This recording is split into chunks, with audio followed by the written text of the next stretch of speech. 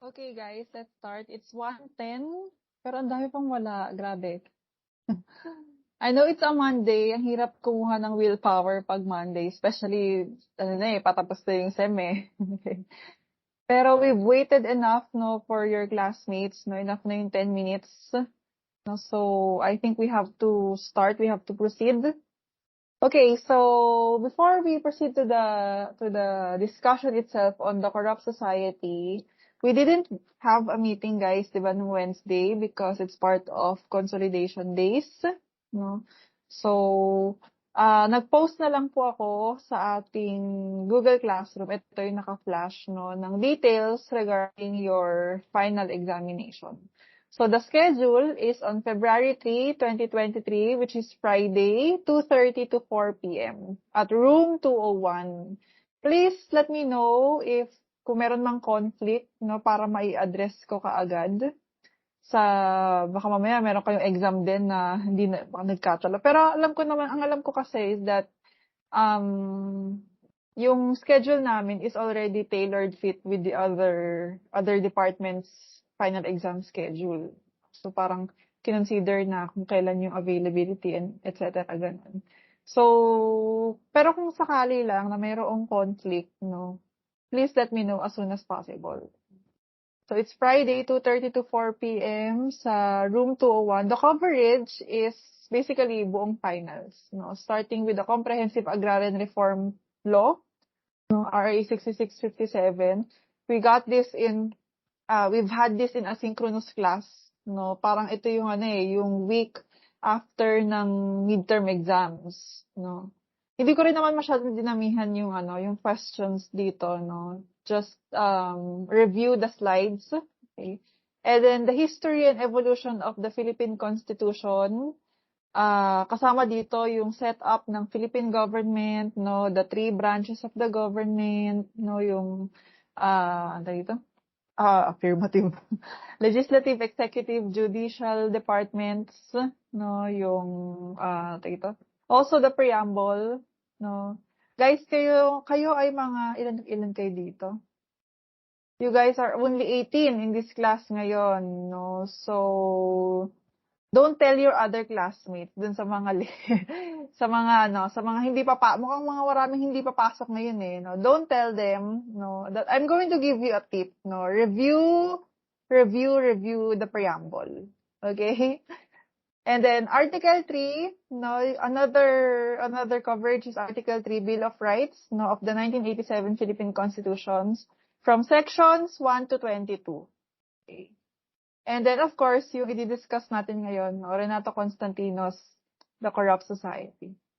Okay. And then the types of tests, no, so you have here multiple choice, 25 items, 1 point each, so 25 points. And then modified true or false, 15 items, 2 points each. 2 points each siya kasi modified true or false siya. Hindi siya yung basta true or false lang na maglalagay ka lang kung T or F, ganon. Modified, no? So medyo merong difference. Okay. And then fill in the blanks, no? 10 items lang to, pero 2 points each, no? Kasi baka medyo mahirap siya. So feeling ko it's worth 2 points each. So, ayun. Okay. Total of 75 points. Okay. So reminders, the proctor shall collect payment for the exam paper. Hindi ko lang ma-sure pa kung magkano, guys. Pero tinitingnan ko ngayon yung final exam niyo, yung ginawa kong final exam niyo. So far, it's composed of 4 pages, no?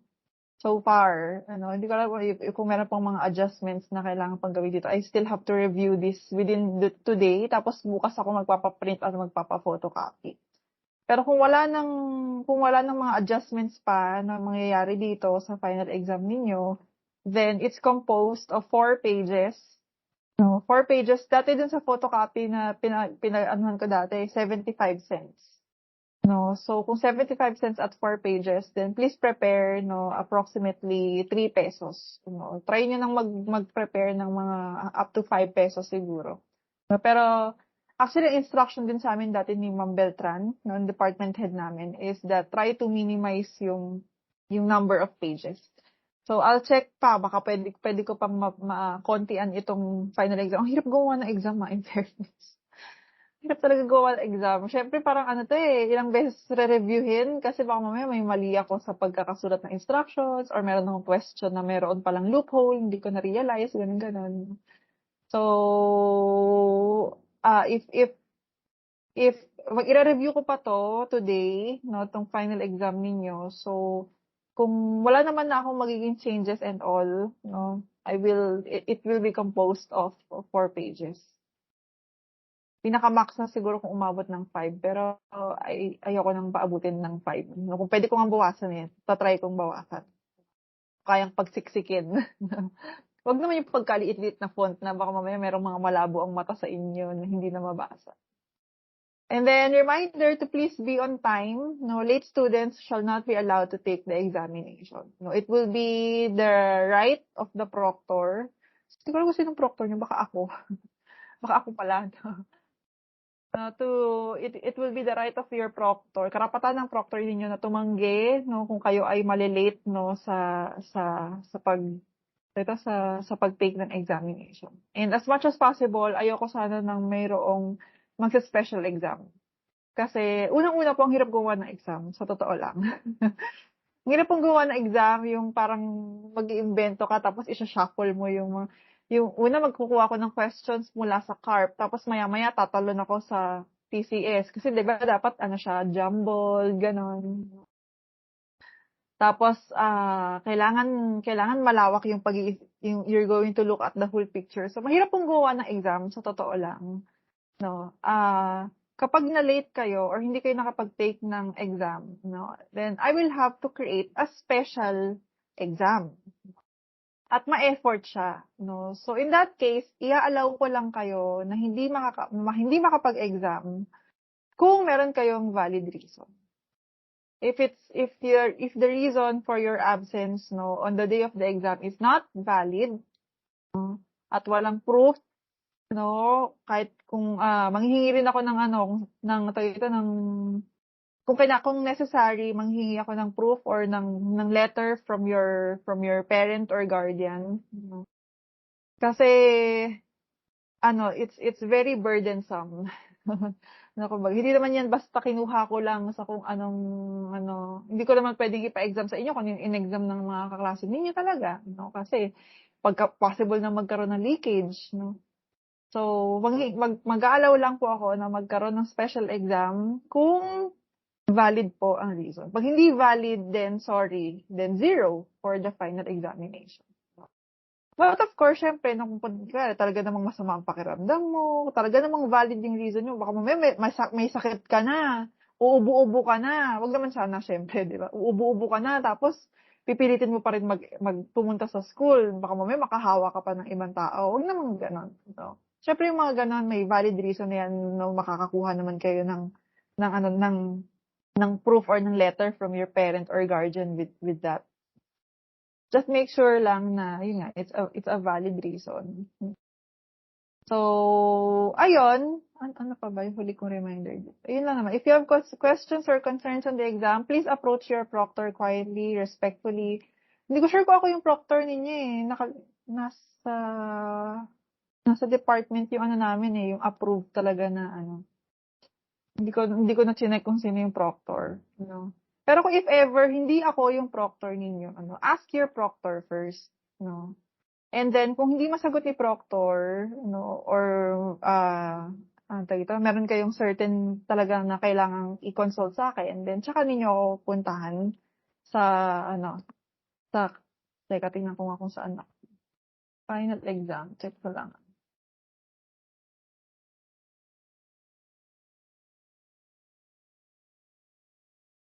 February 3, GEC 2. Ay, ako naman pala ang proctor ninyo. Ay naman pala. So yun, if you have questions on the exam, no, just approach me properly. Ayun lang. Do you have questions regarding the schedule, the types of tests? May tanong po ba tungkol sa exam? Huwag lang tanungin ng sagot. Dito sa exam na to, ako lang kasi gumawa nito, guys, eh. No, yung last time kasi yung midterm, collaboration namin siya ni Ma'am Emmy Opaladik. Ito, inalaw kami na sarili naming exam talaga. So, ako lang gumawa nito. Wala akong ibang ka-collab dito, no. When it comes to sa instructions, no, wala akong ilalagay dito na no erasures, which means that erasures are allowed. Okay? Ang bawal lang, syempre, yung mga wrong spelling, incomplete answers, no, o kaya excessive answers, o kaya yung not following instructions, ganon. Okay. So, yun lang yung mga bawal. Pero erasures are allowed, no, in this final examination. So, ayun, do you have questions? Wala naman? 5, 4, 3, 2, 1. Sige po. Stop sharing ko na to. Let's proceed to the essay of Constantino. Binasa niyo ba to? Duda ako kung binasa niyo to. Siguro kung okay. Did you read this? Supposedly, sana binasa niya, guys. Kasi ibinigay ko to sa inyo ng kailan ba to? January 23. So, last week. Hindi po kumpleto. Okay lang naman. Actually, ang madidiscuss ko rin talaga dito sa inyo, yung pinaka-importanting parts were the first few paragraphs. Hindi na rin ako, yung siguro yung mga bandang second half, no? Ayun, another tip, no? Para sa mga nandito, no? Is that I will get questions, no? Or I have gotten questions, no? From Constantino's essay, yung usually from the first half lang. From the last half, hindi na po ako masyadong kumuha. Kasi, meron akong dalawang klase yata. Mga dalawang klase sila na ang na-discuss lang namin is up to the first half lang. So, in consideration with them, no, since hindi ko naman na-discuss yung last half sa kanila, so ang in-include ko lang sa exam is yun, yung first half nitong essay. So, ganun din sa inyo, no. Actually, para sa akin, ang pinaka-importanting part din nito is yung first half, no. Maganda yung last parts, no, pero it's more of kasi, so ang ginawa kasi ni Constantino dito, he was telling us a certain problem of our society. May sinasabi siya na may problema tayo sa lipunan natin. Dun sa last part, no, nagbigay siya ng solution, no. Which is maganda, syempre, no, na maganda na we solve our society's issues, no. But for me, more importantly, no, the most important part of this essay is for us to recognize what our problems are. No? Ano bang problema natin? No? Kasi minsan feeling natin hindi tayo yung may problema. Pero actually, tayo pala yung may problema. No? So what I want, kaya ang mas pupukusan ko is yung first half kasi ganun yung ginawa niya sa first few paragraphs nitong essay na to na discuss niya, no, yung hindi pa nga ata first half yun parang up to anong page ba yun?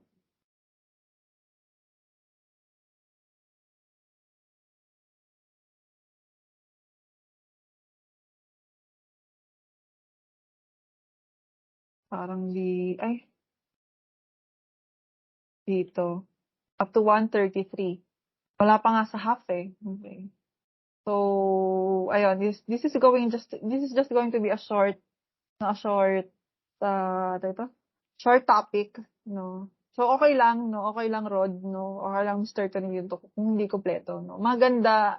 Babasahin naman natin siya dito, pero mas maganda kasi kung nabasa nyo na first hand, no, on your own, at your own pacing, no. Baka mamaya, habang nagdi-discuss tayo dito, nadidistract kayo. So, mas maganda rin if you have read it on your own. Pero kung hindi, babasahin din naman natin to, no, by ourselves. But before we proceed here, let me just give a short background on Renato Constantino. Renato Constantino was a Filipino historian. So, siya isang historiador, siya ay isang manunulat ng kasaysayan. Pero itong topic na to, hindi to tungkol talaga hindi to account ng history, kumbaga. Meron siyang essay, kasi to itong galing to sa libro niyan, ito yung title ng libro niya, itong naka-flash, no, Neo-Colonial Identity and Counter-Consciousness. This book is a collection of essays, no, ni Renato Constantino. So, isa sa mga essay na sinulat niya, part nitong libro na to, is itong The Corrupt Society. So, Renato Constantino is a historian, pero itong essay na 'to, hindi siya talaga account of history, 'no. Minsan may parts 'no, na merong something about history, something about our past, may part pa nga na mababanggit dito yung Noli Me Tangere ni Dr. Rizal 'no, si Padre Florentino, et cetera. Pero hindi talaga siya, account ng kasaysayan. This is not a history book 'no, this is more of a more of an observation of a social issue permeating the Philippine society, as observed by a Filipino historian. So, si Renato Constantino, patay na siya. Namatay siya in 1999, So, 20 plus years na siyang patay. Yung kanyang anak ay si Karina Constantino David. So, patay na rin to si Karina Constantino David. Si Karina Constantino David served as a commissioner during the time of former President Gloria Macapagal Arroyo. Meron din siyang, she was also involved in certain social civics issues of the country. And she was also, meron din siyang band. Nung nabubuhay pa siya, meron siyang banda. Ang banda nila ang title is Inang Laya. Pero yung mga kanta nila dun sa banda nila is about social issues pa rin. Parang meron siyang kanta, for example, ang title ay Base Militar, tungkol sa mga base militar or yung mga krimen na ginagawa ng mga Amerikano sa mga base militar nila dito sa Pilipinas. Meron din siyang kanta tungkol sa mga babae. Ano yung mga struggles ng mga modern women today. O kaya ng mga teacher, ganyan, na yung tungkol sa struggles ng mga teacher na ang baba-baba ng sahod, pero sobrang daming paperwork. Ganun yung content ng lyrics ng mga kanta nila. Ang asawa ni Karina Constantino David ay si Randy David. I don't know if you're familiar, kasi alam ko merong column, tsaka meron din yatang radio, commentating something, nag-gig si Randy David. But Randy David was a professor emeritus, at the University of the Philippines. Pero ang focus niya kasi ay sa sociology, not on history. Still a social science pa rin. And then, anak ni Karina Constantino David, si Cara David. Kaya ko lang binabanggit, guys, kasi siguro mas familiar kayo kay Cara David kesa kay Karina David or kay Renato Constantino. So basically, si Renato Constantino ay lolo ni Cara David. So I'm sure you know Cara David, Kung I think parang ngayon yata yung mga documentary niya or yung mga show niya is about sa food, parang cultural yung theme, Pero dati kasi if you've watched yung mga documentary films ni Cara David before, very permeating on social issues. Ako kasi ang major ko is social sciences, Sa masters ko, ang major ko is social sciences. So part ng sa classes namin, is minsan manood ng mga documentaries, ganyan. So, isa yan si Cara David sa dami ng mga journalists na pinapanood namin in terms of social issues here in the Philippines, Meron ako natatandaan na isang documentary film niya na about isang bata. Ang title yata ng documentary is Sa Mga Mata ni Ekang. Hindi ko alam kung baka napanood niyo na or baka familiar kayo. Si Ekang, batang babae siya. Dun sa documentary, parang she was only 4, 5 years old, mga ganong age yata. Or maybe even less, baka mas bata pa. Pero mga ganong range, Tapos, ang mga magulang niya, ay may trabaho sa umaga, parang tricycle driver yata sa umaga yung tatay niya, tapos labandera yata yung nanay. Pero sa gabi, yung mga magulang niya, mga hold-upper, or snatchers, gano'n, or mga thieves, gano'n, mga petty thieves, ganyan. So, parang dun sa documentary film pinapakita na anong klaseng, or the question is like, anong klaseng mundo, or anong klaseng future, meron si Ekang, na ganong klase yung mundo na kalalakihan niya. Parang ganon. Meron ding ano yun, sa city yun, parang somewhere in Tondo, Manila yata yung setting nun. Meron si Cara David, meron din siyang mga documentary film na as far as the rural parts of the country. No, pupunta siya sa isang community, sa isang bundok, no, sa taas ng kabundukan, no, to the point na yung mga tao doon sa bundok, para sila ay makababa, para sila ay magkaroon ng access sa clinic, sa doktor, no, sa gamot, kailangan nilang maglakad, bumaba ng bundok, no, maglakad ng kilometro, no, para lang mapuntahan, no, yung isang clinic, no, sa paanan ng bundok. And it's not even a hospital, it's just a clinic, no. So, paano kung merong emergency, gano'n. So, parang pinapakita niya yung isa sa mga phases, no, ng mga tao na marginalized, no, kumbaga sa ating lipunan. So, I'm telling you this as part of introduction to Renato Constantino kasi I'd like you to understand that this family, or at least Constantino, no, and then kasama na nga yung kanyang anak at mga apo, no, are people who are aware of the social civic issues, no, of the Philippines. So, etong itatakil natin, sigurado ako sawang-sawa na kayo sa topic na 'to.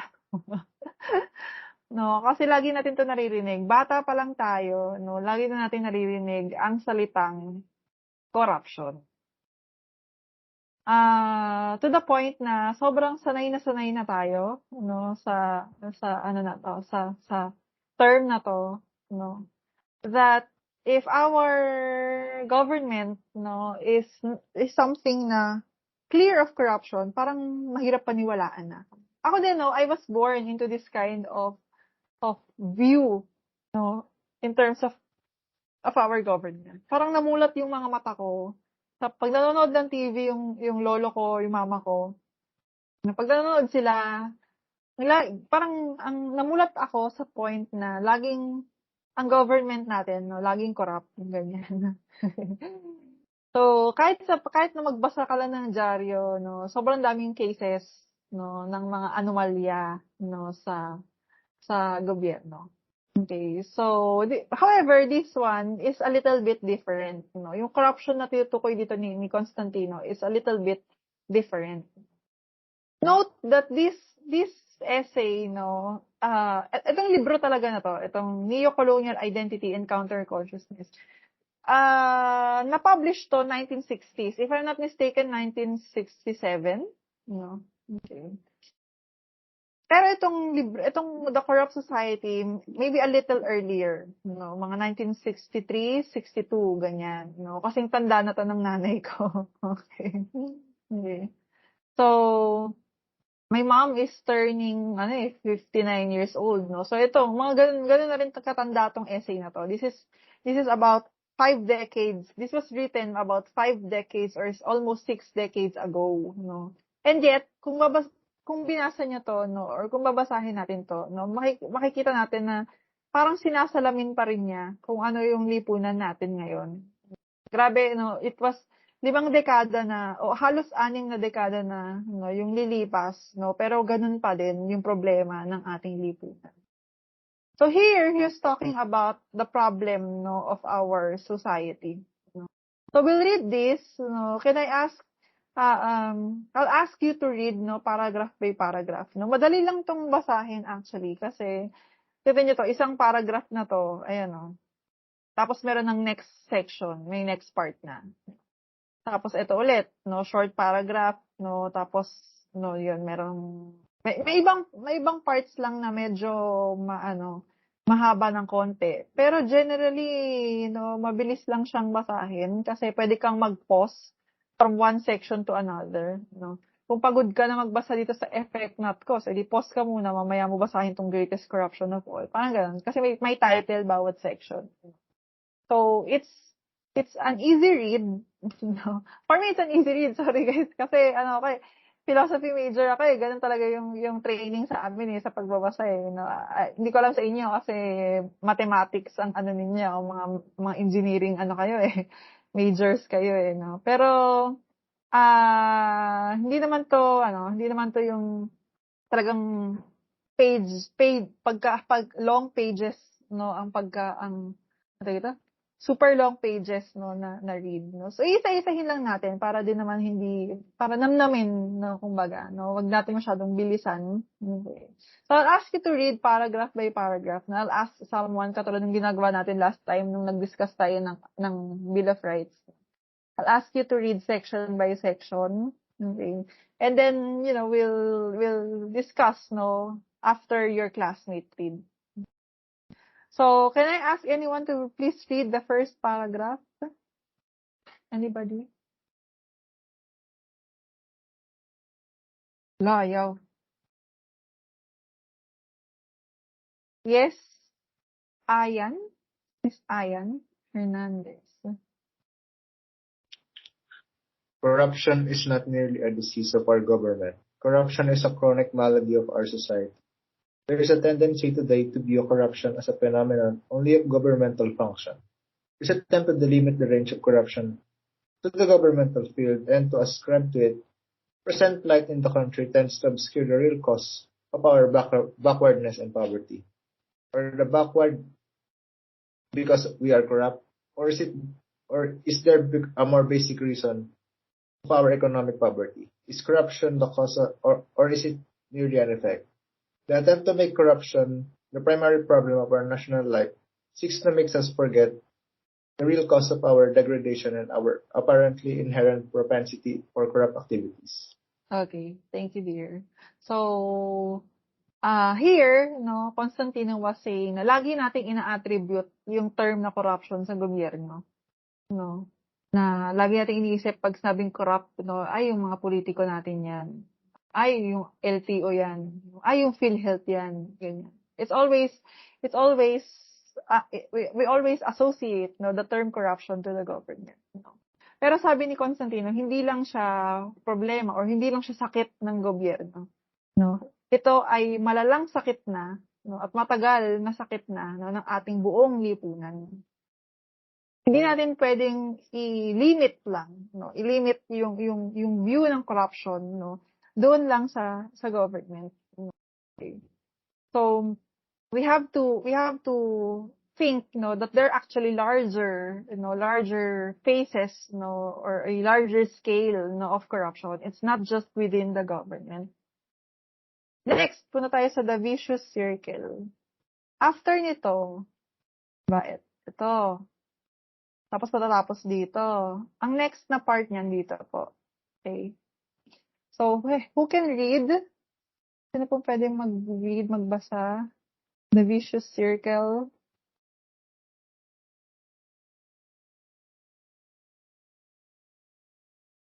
Yes, Joel? The vicious circle, daily, in the House of Congress, to the printed word and over the airwaves, our politicians and our civic leaders expose, denounce, or deplore this or that government anomaly. During election time, the principal issue is always graft and corruption. No wonder public citizen is almost exclusively centered on malfeasance in government. But with every change of administration, the problem only becomes aggravated. The pancreas and the grandiose promise fizzle out. The accused has become the accused, and the halo of righteousness changed heads. The list of dishonor is different, but occupations remains the same. Graft and corruption persists, like a cancer gnawing in our entrails, showing no signs of abatement, and consigning us to the state of helplessness and hopelessness. Okay, thank you, Joel.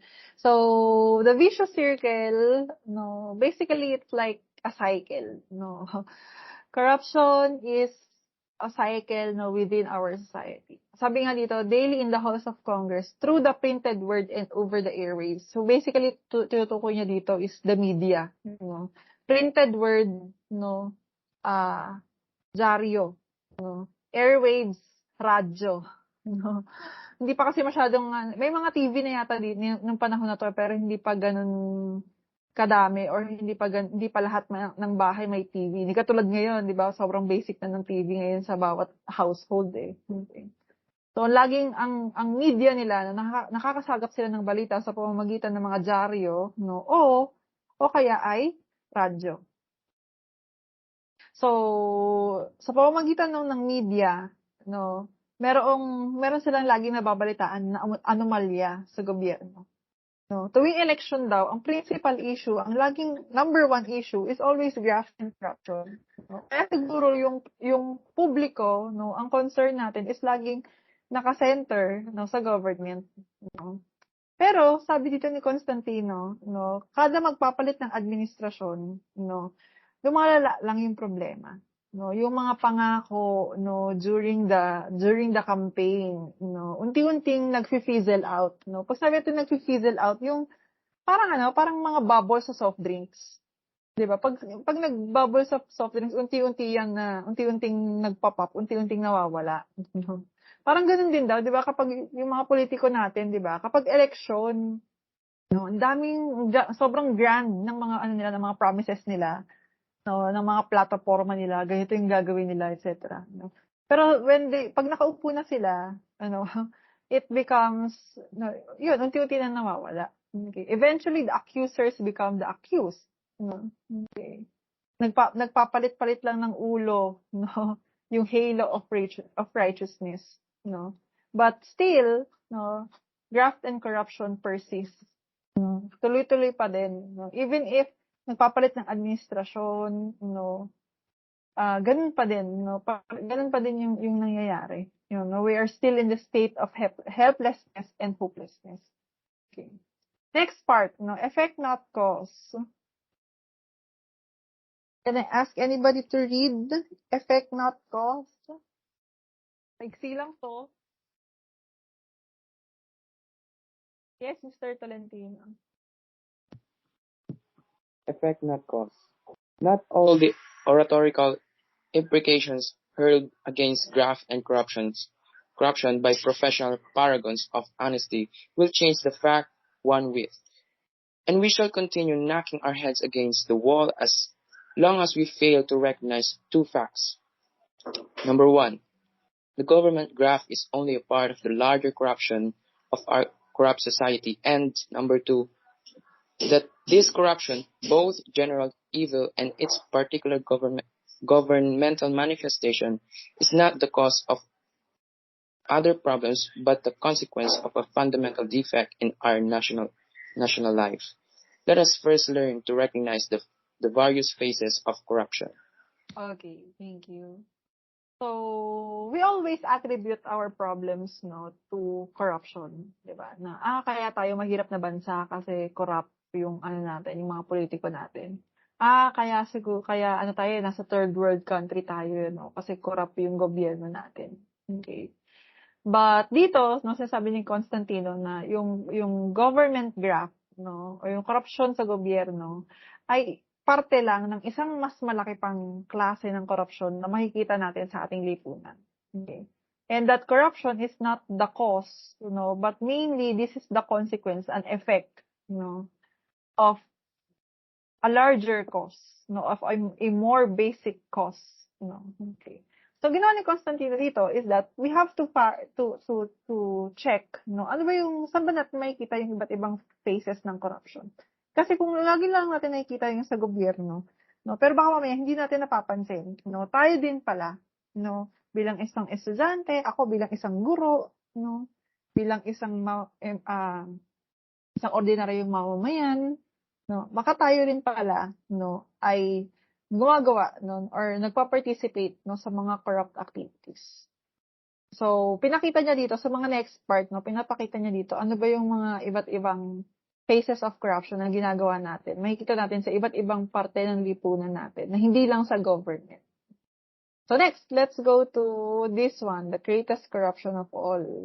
Medyo mahaba tong part na to. Can I ask anyone to please read?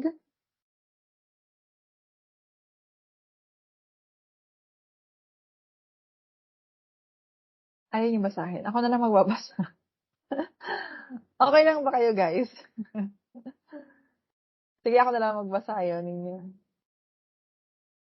Okay, so the greatest corruption of all, closely related to wrongdoing in government, is the correspondingly corrupt attitude of our people towards official morality. So, ibig sabihin niya dito is, pagdating sa moralidad, meron agad tayong problema. Okay. Ayan. Perhaps the most frightening sign of all is the blithe matter-of-fact acceptance of evil. We might even go so far as to say that the greatest corruption of all is this general acceptance of corruption. Kasi sa sobrang sanay na tayo, tinatanggap na lang natin. Ganun talaga eh. Wala na tayo magagawa, ganun niya talaga. Sa sobrang, hindi mo rin naman masisi yung mga tao na tanggapin na lang, di ba? Kasi talagang ever since pinanganak ka, yun na yung nasaksihan mo. But according to Constantino, that is actually still also a form of corruption. Wala ganun talaga eh. Balik tayo dito kay Padre Florentino. Padre Florentino, in Rizal's El Filibusterismo, summarizes this terrible truth for us. An immoral government presupposes a demoralized people.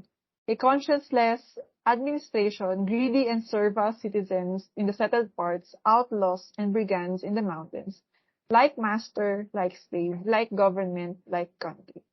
So, wag tayong magtaka, So he was like saying here na wag tayong magtaka, if our government is corrupt, because tayo din mismo as citizens, we are also corrupt. Tawag nga sa atin is republic, di ba? Ang tawag nga sa gobyerno natin, Republic of the Philippines, When we say republic, ibig sabihin representative of the Philippines. Ano yung representative ng Philippines?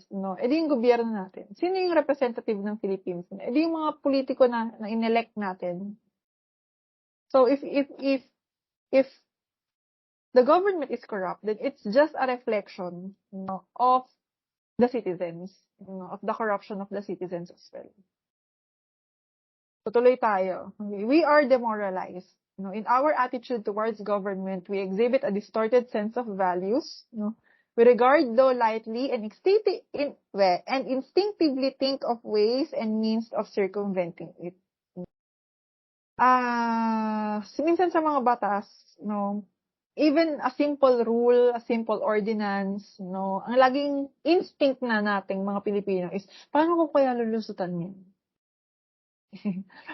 Nakalagay na doon sa, kunyari sa tapat ng Walter Dasma, no jaywalking, multa 500, Dami pa rin tumatawid, Siguro inisip na, wala namang nanguhuli, Wala yan. Pag walang traffic enforcer dyan, wala yan. So, parang ang lagi nating instinct, kumbaga, ang lagi nating iniisip is, paano kaya ako makakalusot dyan nang hindi ako nahuhuli? Let's proceed. We even suspect that sometimes the makers of laws and their enforcers, before the enactment of these laws, have already put in or found convenient loopholes. Does this disgust us? Does it fill us with righteous indignation? No. Instead, many among us feel admiration for the clever rascals. We envy them their opportunities and we wish we have their audacity. When we meet them socially, do we ostracize them? Do we show our disapproval by shunning their company? No. We bow and we scrape, we smile and we praise. Their lack of scruples has made them rich and powerful, so we are servile and obsequious in their presence. Quite a few of us seek them out, greedily hoping that powerful connections may result in a bonanza for our pockets. When we know someone who is in authority, our tendency is that we stay by their side because they can give us certain advantages, that other people cannot give us, Kunyari, meron kang kakilala sa munisipyo, pinsan mo, nagtatrabaho sa munisipyo, ganyan. Parang, pag meron akong kailangan sa munisipyo, kakilala ako, ganyan. Okay. O, paano kung kamag-anak mo ay isa palang politiko? Paano kung ikaw ay pamangkin pala ni Mayor? Meron akong naranasan na isang ganyan, guys. Siya, parang, hindi ko alam kung, kasi nagtrabaho ako dati sa KABSU. Banggitin ko na talaga yan. wala nang patumpik-tumpik pa. Trabaho ko dati sa KABSU, tapos meron ako isang estudyante na laging absent, tapos gusto niya pasado siya. Nung end na ng semester, no, kasi 'di ba pag end ng semester pinapakita ko yung grade nila, no. So kinontak ko sila na, "Guys, ito yung final grade niya sa klase ko," ganyan. So siya, basically, bagsak siya sa klase ko. Parang ang klase yata namin nun is logic, gano'n. Kasi medyo mahirap yung logic eh. Ano siya, may pagka, parang math and English na pinagsama, gano'n. So medyo mahirap talaga siya. Doon talaga ako maraming mga estudyante noon na bumabagsak or mabababa ang grade. Hindi ako nagbibigay ng bonus noon, no. Tsaka siguro bata-bata pa ako ng mga panahon na yon. I'm very idealized, no, pagdating sa pagiging teacher ko. So very strict talaga ako noon sa klase ko na yun. So siya hindi talaga siya, bagsak talaga siya. Bagsak kung bagsak. Oh, and then I found out, ano na to, finals na, no, nalaman ko, parang, hindi ko alam kung tito ba niya or apo yata siya. Parang, hindi ko alam kung uncle niya or lolo niya yata yung vice mayor ng Indang ng time na yon. Okay. So, lumapit siya sa akin isang beses na, "Ma'am, ano po pa pong pwede kong gawin?" Ganyan. Hindi ako nagbibigay ng special project noon kasi feeling ko ang daya ng special project. Kasi pag binigyan kita ng, kunyari isang estudyante, binigyan kita ng special project, ibig sabihin, meron kang bonus. 'Di ba? Meron kang bonus na project na makapagpaangat ng grade mo, na yung mga kaklase mo, wala silang opportunity na iangat yung grade nila. I'm sure kung kunyari ang grade niya ay 2.75. Kung bigyan ko siya ng special project at tataas yung grade niya, magiging 1.5. Di ba? Tatanggihan ba niya yon? So sila, yung iba yung mga kaklase, wala na silang chance na itaas pa yung grade nila. Pero ito, ang dami ng pagkukulang sa klase, bibigyan ko pa ng special project, di ba? So hindi ako nagbibigay ng special project. So, hindi pwede. Ganyan, hindi naman ako nagkulang sa pag-remind, no, ng mga assignment nila or sa ganyan. So, in short, no, sabi niya, sige po ma'am, pero ma'am, wag po kayo magagalit kung sa registrar iba po yung grade ko. Nagulat ako, ha? Paano iba? Sabi ko, paano mag-iba sa registrar? Ito yung isasubmit ko. Ayaw niyang sagutin, basta ma'am wag po kayo magagalit ha. Ganun lang. Tapos umalis na siya. I don't know na kung anong nangyari doon. Hindi ko naman na finalo up sa sistema. Pero kung meron siyang connection sa registrar, 'di ba? Kasi politiko yung lolo o yung tito niya, ganyan. At meron siyang special privileges sa registrar. Problema na nila 'yun, kumbaga. Problema na 'yun ng registrar. Basta ako, ito yung sinubmit kong grade na may pirma ko. Ito yung official grade niya. Hindi ko na rin siya na-follow up kasi yun yung time na parang pa-resign na rin ako sa KAWSU. Parang mag-clearance na rin ako, ganyan. Ang dami ko nang inaasikaso sa pag-alis ko. So, hindi ko na rin siya na-follow up. But basically, ganon, di ba? Parang, if a person, no, may kapit, kumbaga, di ba? Yun yung term no? Meron siyang kapit, basically. And if we know someone, no, na mayroong kapit, and even if we know that this someone is engaging in certain corrupt activities, di ba? Do we ostracize them? No? Do we criticize them? No? Pag nakita natin sila, ay hindi, pakis! Ganyan. Uy, konti, pakis! O, mga ganun kayo kay Kiko Barsag. No? So, you know, the sometimes, no, what we want are these connections kasi we want that these powerful connections, no, would give us certain advantages. But actually, of course, no, in nature, no, that is something corrupt. Next, punta tayo sa modern brigands. Meron po bang gusto magbasa nito? Maigsi lang to.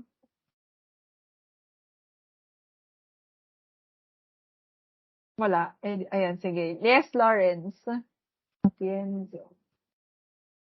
Modern brigands. Our acceptance of corruption extends even to the petty government employee, for we accept as standard procedure the necessity of greasing palms whenever we do business with our government. The few who miraculously retain the capacity to be scandalized by corruption are considered naive, chaotic, impractical gentlemen of the old school, unsuited to the modern world, unlike Padre Florentino, We need not scour mountains for our modern brigands and outlaws. Our own attitude towards government and laws is curiously similar to that of the outlaw. Anything goes as long as we don't get caught. A little larceny never hurts anyone. If I don't do it, someone else will. If I don't help myself, no one else will. Okay, thank you. So, tayo din, no, basically are like brigands, no? Mga outlaws din naman tayo, no? Okay. Minsan, kailangan, di ba, sa government, pag makikipag-transaction ka sa government, di ba, parang, minsan SOP na yung parang ano eh, kailangan may padulas. Ganyan dati sa gobyerno eh. Although these days, no, ngayon naman, 21st century, maganda yung campaign ng civil service against red tape, no? Bawat agency merong anti-red tape act committee, ganyan. So medyo pinaigting ngayon ng civil service, no, yung mga practices, no, about regarding red tape, no. Yung may mga under the table, ganyan. Kailangan bago muna maayos yung transaction mo, kailangan may padulas ka muna dun sa sa ganito. Okay. So, it's, di ba parang dati, nung time ng buhay pa yung lolo ko, tapos sasamahan ko siya na mag-ayos ng lisensya niya sa LTO. Tapos pipila siya, aabutin kami ng pagkatagal-tagal talaga. Tagal-tagal, no? Sobrang tagal. Minsan hindi pa natatapos ng buong araw na pila namin yung para lang maayos niya kung ano yung kailangan niyang ayusin sa lisensya niya. Pero ang dami doon mga fixer. Parang kailangan mo mag-fixer para lang maayos yung transaction mo sa government. Parang hindi ko alam kung hanggang ngayon, meron pa rin mga fixer sa LTO. Hindi na kasi ako nakakapunta ng LTO. Wala naman ako lisensya. Hindi naman ako nagda-drive. No? So, hindi ko alam kung ganun pa din. No? Pero ganun yung prominent na practice dati. No? Na pagdating mo pa lang, mag-park ka pa lang sa LTO. Kaya pagdating mo pa lang doon ng company, may sasalubong na sa'yo na anong kailangan niyo po? Ganyan. Sila na yung maglalapit. No? Sila na yung bahalang mag-ayos doon, no? With an extra fee, syempre. So basically, they're fixers. No? So I don't know if it's still happening these days. No, possible siguro. No, pero baka na-eradicate na rin in some agencies. No, but nevertheless, no, parang katulad namin, kung susunod kami ng maayos dun sa procedure, di ba? Sobrang madedehado kami kasi ang tagal, sobrang tagal, di ba?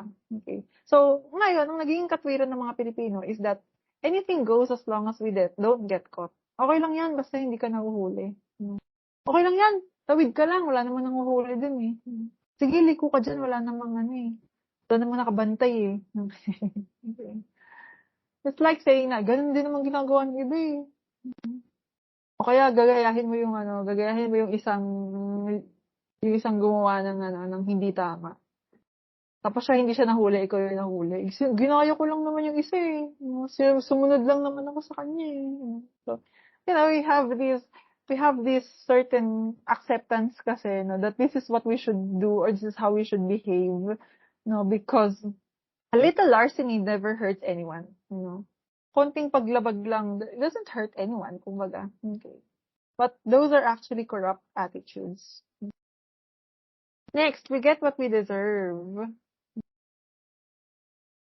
Ako na po magbabasa ito kasi medyo mahaba siya. Excuse me. Pa-burp ako. We get what we deserve. Our matter-of-fact acceptance of corruption is nowhere more evident than in the conduct of our elections. Ayan, makikita talaga, no, sa ating election. No?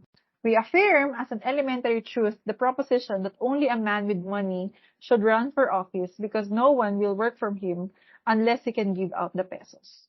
Which is quite true. You know, our politicians, they are some of the most wealthy families, you know, in the country. Our politicians are also businessmen, you know. And it's like, isa sa mga nagiging criteria natin, you know, kumbaga, sa kanilang pagtakbo, dapat may pangalan, you know, dapat kilala, you know, dapat may pera. Okay. So next, there is corruption too in the idea that a vote for a candidate is a favor granted him, not an exercise of the right of choice. Okay. The validity of party platforms, the examination of a candidate's views, and the consideration of basic issues seldom play an important part in the voter's choice. He is cowed down by a show of strength and wealth.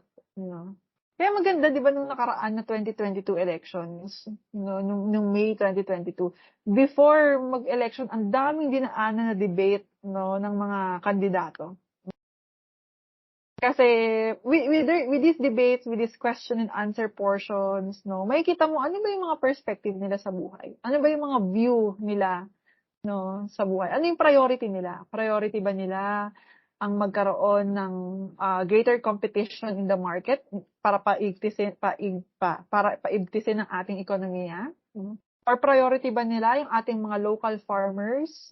Are they going to give support to our local farmers at make them more competitive in the market than than exportation or importation? Okay. Maganda yung debates na yun, kasi lalo na kung on the spot, di ba? Kasi doon mo malalaman doon mo mare-recognize, doon mo makikita, kung ano ba yung mga plataforma nito, ano ba yung priority nito, Doon mo makikita if they are competitive enough, di ba, sa pagdating sa larangan, ng politics, Makikita natin doon na kunyari si Pacquiao was noble. He ran for presidency in good faith, with good intentions, pero makikita mo na hindi siya ganoon ka-competent. Kaysa kung ikumpara mo siya kay Ping Lacson. Okay. Yung mga sagot ni Ping Lacson talagang parang sa ulado na niya yung proseso ng government eh. At saka minsan yung proseso ng government is very complicated. So, maganda naman sana yung intentions ni Pacquiao, pero hindi natin alam kung magiging competent siya bilang maging isang presidente, di ba? So doon, di ba, doon mo siya makikita doon sa nangyayaring mga debate nila, or interviews nila. Okay. But the question is, nag-play ba yun ng role sa kung sino yung magiging choice natin sa pagiging presidente nung time na yun? Or baka mamaya, ang naging basis lang natin, ay kung sinong kilalang pangalan. Or ang naging basis na lang natin ay kung sino yung nakapagbigay ng ng padulas, ganyan. Okay. Did we really use their platforms, the validity of their platforms, their qualifications, Did we check out their qualifications, and their attitudes, for example, in those debates, or in those interviews, Did those play a role in our decisions? Or wala lang, basta kung sino na lang gusto natin. Next part. Punta tayo sa next part. One of the most pathetic pictures of corruption is that of a poor voter boasting of the money his candidate is using to buy up the people's votes. Very pathetic. The poor man is corrupt, but has nothing to show for his corruption except the vicarious thrill of being associated with wealth for a brief period. It's quite pathetic na naman ang isang tao ay proud na proud pa siya na nabigyan siya ng pera ni ganitong kandidato, which is a version of vote buying. Bakit? Kasi yumaman siya ng 500 pesos for that day. 500 pesos, ibili mo lang yan ng alak ngayong gabi, wala na yan. Bukas mahirap ka na ulit. Indeed, our whole attitude towards elections is corrupt. As rabid followers of this or that candidate, we distort truth, fabricate lies, justify, and sometimes participate in all kinds of shady schemes to gain victory. Sana hindi kayo guys yung mga nagkakalat ng mga fake news nung time ng elections, Okay. And even before that. Okay. Kasi para lang may angat kung sino yung kandidato na gusto, sisiraan yung kabilang panig, So, sisiraan yung kabilang partido, Even if hindi naman na totoo yung ipapublish. karamihan naman ng mga Filipinos hindi nagbabasa eh. Napansin ko din yan in social media. Minsan, if I post on Facebook ng something na mahaba, may share ako kunyari, tapos meron akong caption na sobrang haba, paragraph by paragraph. Konti lang nagre-react. Minsan nga walang nagre-react eh. Pero pag short lang or picture lang, no, yan, daming reacts. Kasi tamad natin magbasa. So, naging advantage yan, no, ng mga fake, yung mga black propagandists, no, nung elections. Kasi karamihan ng mga Pilipino tamad magbasa sa social media. Basta ipapakita na lang yung ganitong picture, no, and all, no, madaling mauto. Tapos, next, saan tayo? We are more moral about basketball games, expecting fair refereeing and clean playing than about elections. Mas moral pa tayo, no, sa mga basketball games na, uy, foul yun hindi nung referee, hindi pinatuhan ng referee, daya, galit na galit ka, ganyan. Pero pag sa election, dinaya, lalang. The wonder of it is that after the fever of the campaign, we complain the quality of our leadership. That is unfair. We have no right to expect honor from dishonor, impartial statesmanship from rabid partisanship, intellectual integrity from dishonesty. Thus, in practically every election in the past, we got exactly what we wanted. Kaya we get what we deserve. Hindi tayo pwedeng mag-expect, no, na yung isang kandidato ay magiging fair sa lahat, no. Kung dun pa lang sa kampanya niya, no, ay hindi na siya pantay. Hindi tayo pwedeng mag-expect ng pagiging malinis, no, sa isang kandidato kung kampanya pa lang, no, ay meron ng karumihan, no, na nangyayari. Next, the trappings of education. This one is applicable to us, no, sa ating mga nasa educational field, no, kumbaga. Okay. So I'd like you to read this.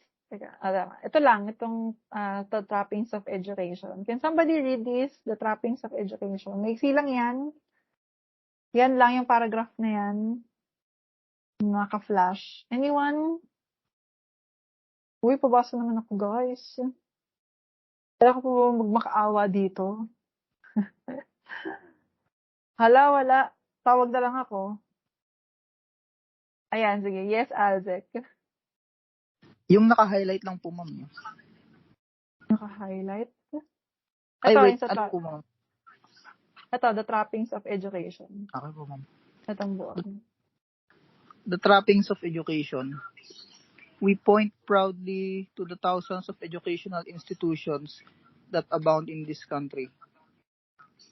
As a matter of fact, education is one of our primary forms of business enterprise. We must produce graduates by the thousands. We can be proud of the quantity perhaps, but certainly not of the quality. But this does not worry us, nor the students themselves, because by and large, we view education merely as the acquisition of a diploma. Many of those who graduate from college do not practice their professions anyway. The important thing in this country is to be a professional, to be the professor of a degree. We strive for the trappings of education and neglect education itself. Herein lies the corruption. Okay, thank you, Alzec. So, when we say trappings, mga trap, no? Parang may trap ang educational system dito sa Pilipinas. Every year, sobrang dami ang gumagraduate. No? Kaya sabi dito, we must produce graduates by the thousands. But, sabi ni Constantino, no, we can be proud of the quantity perhaps, but certainly not of the quality. Sometimes, no, our educational field is just, ito, nakalagay dito. Ayan, by and large, we view education merely as the acquisition of a diploma. Yan ba ito? Ayaw ma-highlight. Ayan. We must produce graduates by the thousands, no? Kasi education here in the Philippines is also a business. No? Para din siyang negosyo. Di pala parang talagang negosyo siya, lalo sa private, syempre. Isipin mo, let's use this metaphor, di ba? Magbibigay ako sa inyo na metaphor. Kunyari, kayo, ano year na kayo? Second year, di ba? Okay, so second year, bago kayo pumasok sa TUP, you are raw, no? Parang raw material, no? Kailangan pang iproseso, no? Okay. So, you were raw pagdating nyo dito. Pagdating nyo sa TUP. No? Pagpasok nyo ng TUP, for 4 years, sa loob ng 4 na taon, ipoproseso kayo ng TUP. Or maybe even more, hanggang up to 5 years ba kayo ang BSME? Kasi di ba 3 years lang kayo dito sa TUP Cavite, tapos lilipat kayo sa Manila. Ilang taon kayo sa Manila, guys? Do you have an idea? Uy, nakikinig pa ba? Nandiyan pa ba kayo? Opo. Ilang taon kayo supposedly sa Manila? 2 years? 2 years ba sa Manila? Tapos Manila ang magpapagraduate sa inyo, di ba? 1 year na lang. Okay. Okay, maigi. No, at least isang taon na lang. So, 1 year na lang. Okay. So, pasok kayo sa TUP Cavite, no? Lalabas kayo sa TUP Manila, gagraduate kayo from TUP Manila. Within those 4 years, no, kayo ay naproseso ng TUP Cavite. Parang, let's say for example, ang Cavite, ang TUP ay isang parang malaking factory. Isa kang raw material, no, pumasok ka sa factory, no, pinroseso ka, tapos, pag pumasok ka sa quality, no, graduate ka. Okay. And then afterwards, no, meron pang isang, kailangan mo pang pumasa ng exam, di ba? Meron kayong board exam. No, kailangan pong pumasa ng board exam. Tapos after nun, pwede mo nang i-market yung sarili mo, di ba? Out there, no, para makakuha ka ng trabaho. Ang favorite example ko dati dito is parang gatas.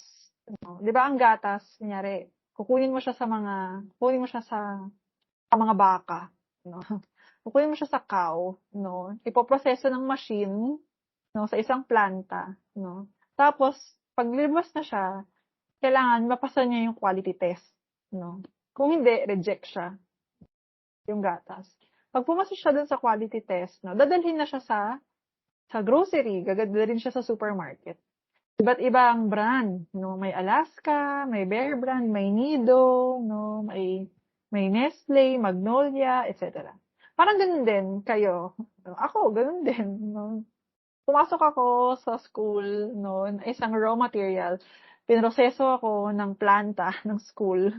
No, pagka-graduate ko, no, so yun, nakagraduate naman ako. After nun, pag pupunta ako sa mga job interviews, no, and all, no, marami akong mga kakompetensya. No.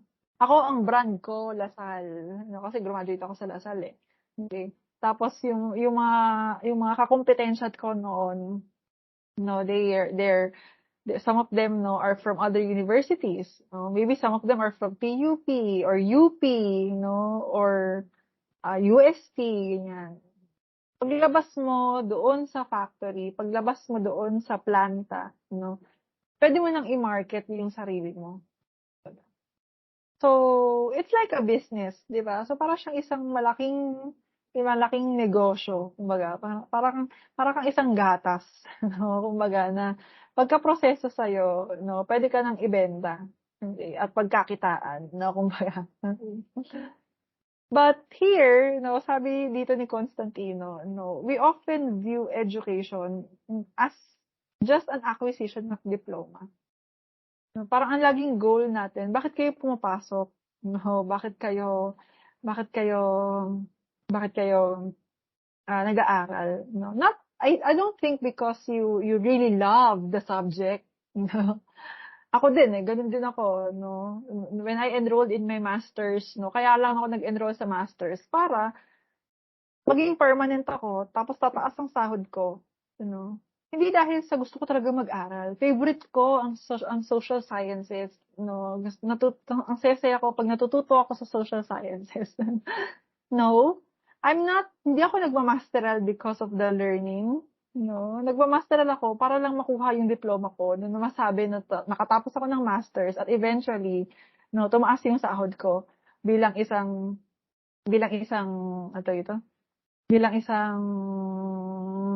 guro sa TUP. Okay. The important thing in this country is to be a professional, to be a possessor of a degree. So, mas gusto natin yung diploma kaysa sa education itself. How many of us here can say that we are like Rancho of Three Idiots? Napanood nyo na yung Three Idiots? Maganda yun Kung hindi nyo pa napapanood, panoorin nyo guys. must watch siya. Maganda siya. Kasi di ba dun si Rancho, yung pag kinik out siya sa isang klase, kunyari, pinalabas siya sa isang klase kasi makulit siya, or may mga tanong siya na hindi masagot ng prof, ganyan. So, yung prof sa kanya, pinalabas na lang siya. Gagawin niya, lilipat siya sa ibang klase. Wala siyang pakialam kung pang first year yan, or pang third year yan, or pang fourth year na klase yan. Para sa kanya, knowledge is knowledge. Kasi siya, dun sa film, di ba, dun sa film, he loves engineering talaga. He likes building up things, Ayan, engineering din yun, So, baka makarelate kayo, Sa mga engineer kayo. He likes building up things, gusto niyang magkalikot, ganyan, So, how many of us can say that we are like Rancho, na kahit walang diploma, na kahit na after nito, wala akong makukuhang diploma, pero mag-aaral pa rin ako kasi gusto kong mag-aral. May ganun pa ba? Anong klaseng mythical creature yon? Di ba? So, but basically, parang yun yung sasabi dito ni Constantino, na what we mean here by education is just the possession of the degree, Masabi lang na may diploma ka, na may papel ka, Minsan nga may diploma ka. May diploma ako sa philosophy, pero sa totoo lang, halos nakalimutan ko na karamihan ng mga philosophers na pinag-aralan ko nung college. Meron akong degree in philosophy saying na natapos ko to, 4 na taon ako nag-aral ng filosofiya. Pero hindi ko alam kung natatandaan ko pa ba yung pinag-aralan ko sa loob ng 4 na taon na yun. Kasi ang importante sa atin is yung papel lang na yun. Alam mo naman yung papel na yun, pwede mong sunugin yung papel na yun. Pinaghirapan natin yung papel na yun sa loob ng 4 na taon. Di ba? Pero yun yung parang instead of looking at what the learning itself, ano ba matututunan natin sa subject na to? What we want, is just the grades. What we want is eventually makagraduate at magkaroon ng diploma. Next, starting early. So, I'll be the one to read this na rin kasi medyo mahaba to. But the corruption in education goes even deeper. So, mas malalim pa. Okay, it reaches into the daily life of students and teachers. It's not just you, the students, kami rin, mga teachers. We are also engaging in corrupt activities. For isn't a student starting to be corrupt when in his effort to graduate with honors or merely to pass, he seeks the good graces of his authoritarian teachers, kowtowing to them, hypocritically agreeing with them, bartering his independence of mind for the teacher's approval. Minsan yung mga estudyante, kayong mga estudyante, you are not that free to speak your minds. Minsan parang ayaw ninyo na lang magtanong or ayaw niyo na lang mag-criticize or ayaw niyo na lang mag-disagree sa mga teachers ninyo, kasi baka babaan yung grade ninyo. Next. Isn't a student being taught the ways of corruption when he views grades and not learning as the purpose of education? Which is true, di ba? Okay, ito. Para sa atin, ang purpose, ng going to school, umattend ng meeting, ay para sa grades, not necessarily learning. Okay.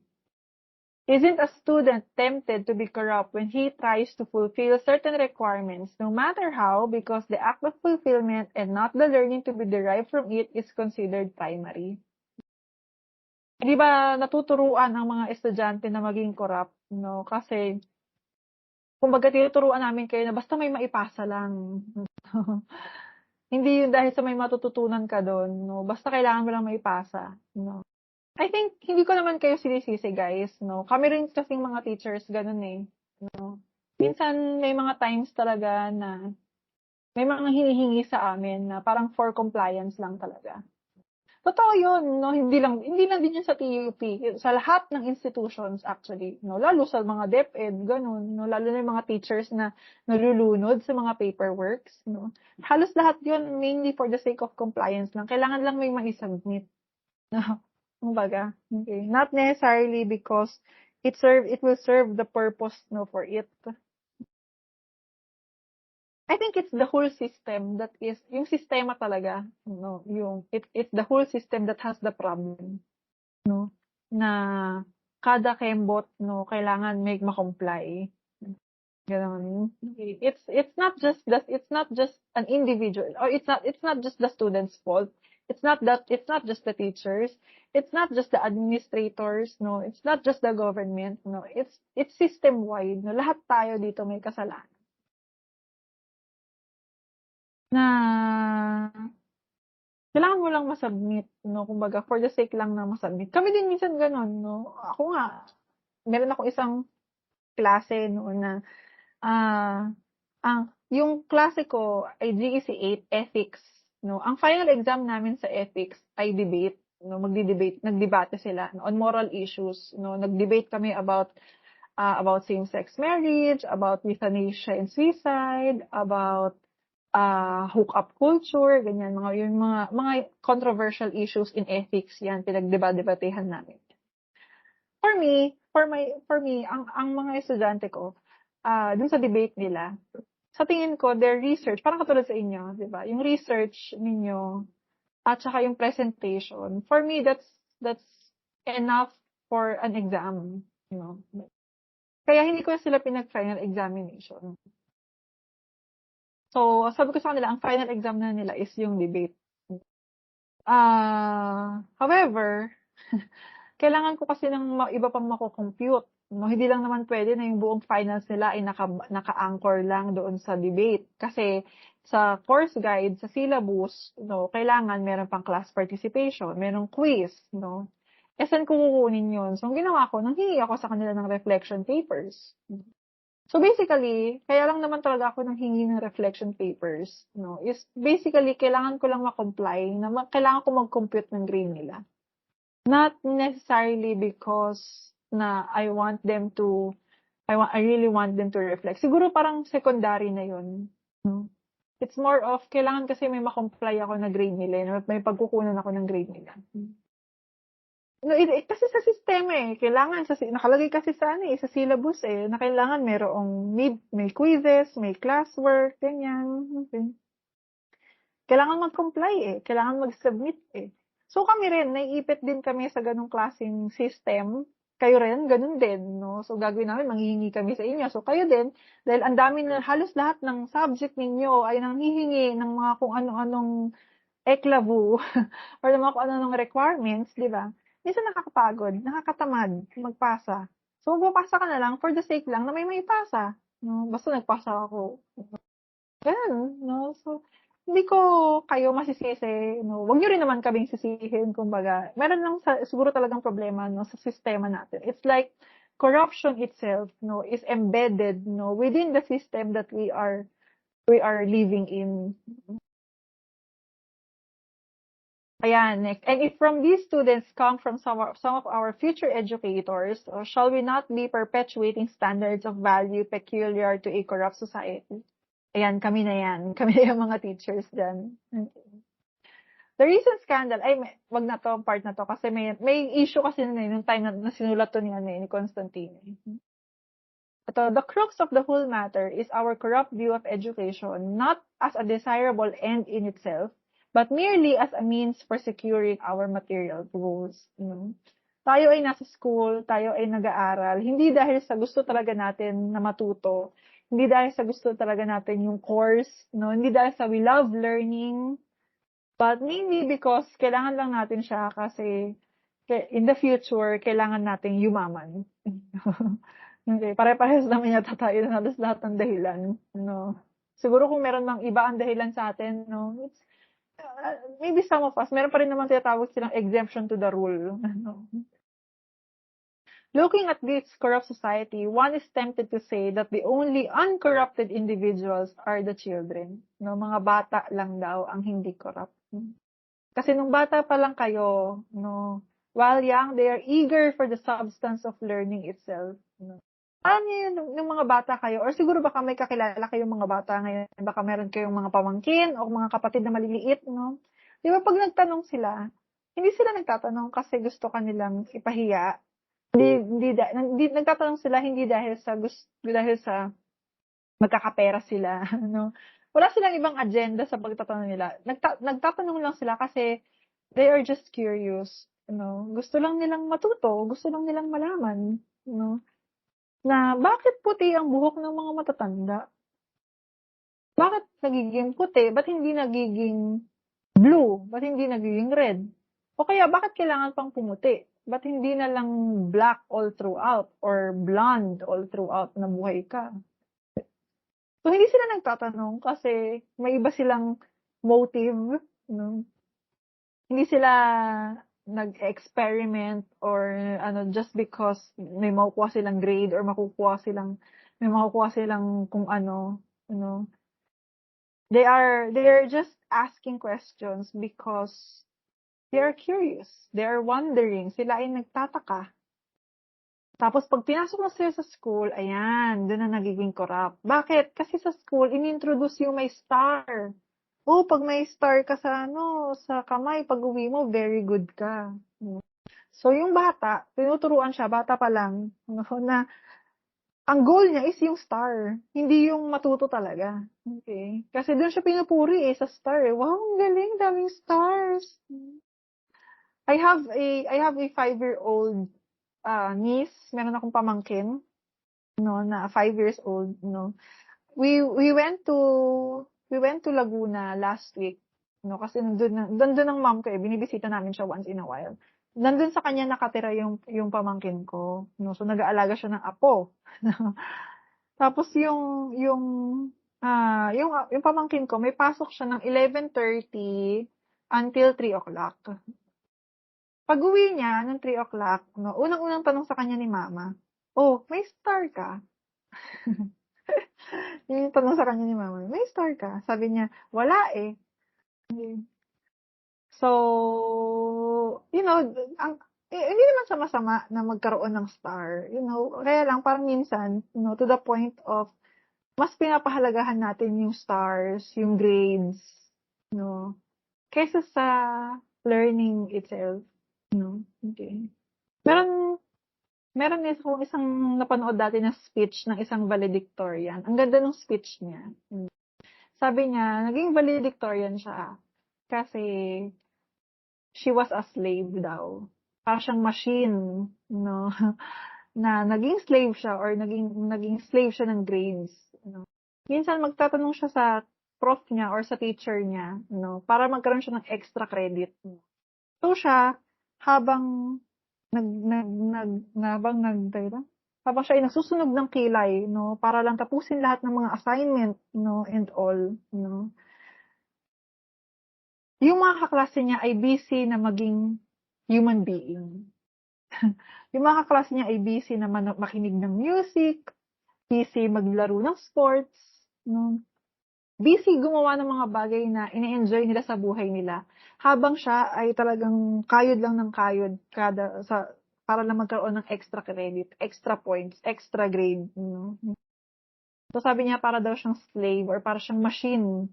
Ganun. Kaya siya naging valedictorian kasi siya daw yung pinakamagaling na machine. Kasi siya yung pinakamagaling sa grades. Pero hindi niya sure kung meron daw talaga siyang natututunan. Okay.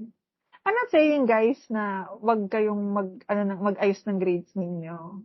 Hindi yun ang point ko. Please don't miss the point. Of course, grades are important, but there are things that may be much more important than it. Okay. Siyempre, kailangan pumasa, di ba? Hindi rin naman biro yung pinapaaral sa atin ng mga magulang natin, di ba?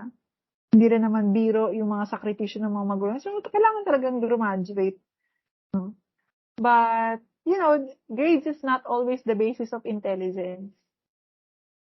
Siguro yan yung basis ng ikaw yung pinakamagaling sumunod sa instruction. Ikaw yung pinakamasipag. Pero basis siya ng kasipagan talaga. Pero hindi yan yung basis ng katalinuhan. Magkaiba yun eh. Okay.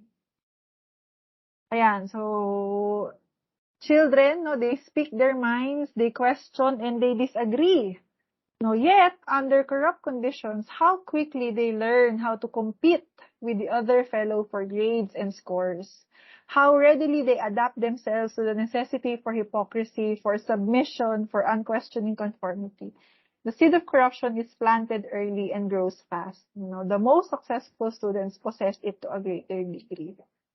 So, the point here of Constantino, medyo pinukusan ko tong part na to, guys, Kasi point dito ni Constantino is that corruption is faced, we can see different phases of corruption. Iba't iba ang mukha ng corruption. Ang problema kasi sa atin is that lagi natin siyang ina-attribute sa gobyerno. Totoo naman, may corruption sa government. Pero meron din corruption sa atin. So what I would like to focus here, is the idea that we ourselves, tayo din mismo, we are engaging in corrupt activities. And sometimes the important thing, the first step, for us to solve these problems, of our society is to take a look at ourselves first, Ma-realize muna natin na may problema rin tayo, Hindi lang basta ibang tao, hindi lang basta yung mga politiko. Although ang dami nilang problema, Ang dami nilang kasalanan, Ang dami talaga nilang cases of graft and corruption, Pero us ourselves, we also have, our own share, of corruption. So I'll end there, Hindi ko na po itutuloy sa part na to, Kasi this is more on the economic part. Little America is more on about how we always put importance on foreign goods, over our local and national goods, or our national products. Mas eager pa tayong suportahan yung mga businesses na may mga brand kaysa sa mga kapwa natin Pilipino. Feeling natin pag kapwa natin Pilipino, dinadaya tayo, But medyo madami pa marami pang iba't ibang phases of corruption na nilagay dito si Constantino. But I'll stop here, dito sa trappings of education. Hanggang dito naman talaga yung goal ko kasi ito yung applicable sa atin sa inyo, bilang isang estudyante, But if you can read further, go, maigi, mas maganda. If you can even finish this, mas maganda kasi sa dulo nagbigay si Constantino ng nagbigay siya ng solution, So okay lang naman 'yon na nabasahin din natin up to what degree yung solution na binigay ni Constantino dito. Pero ang focus ko kasi is that we realize the kind of corrupt activities that we also have, especially sa inyo, sa case ninyo as students. Ayun lang. Do you have questions or concerns? With my other classes, hanggang dun lang din kasi yung inabot. Questions or concerns regarding this? Kasama po ito sa exam, ha? Ayan, exam na. Exam na yung pinag-uusapan natin. Wala naman po. 5, 4, 3, 2, 1. Okay, guys. So, kung wala na, then I'll see you on Friday for your exam. This is actually our last class discussion, At kakapiraso ng konti lang kayo nandito, 20 lang kayo nandito, So please know, guys, that I appreciate your participation for the whole semester. Thank you for the things that we've shared for this first semester of school year 2022 to 2023, Kita-kita na lang po sa school sa mga susunod na susunod na SEM kasi face-to-face na yata, I think next SEM face-to-face na talaga, So, ayun, yun lang, guys. See you on Friday po.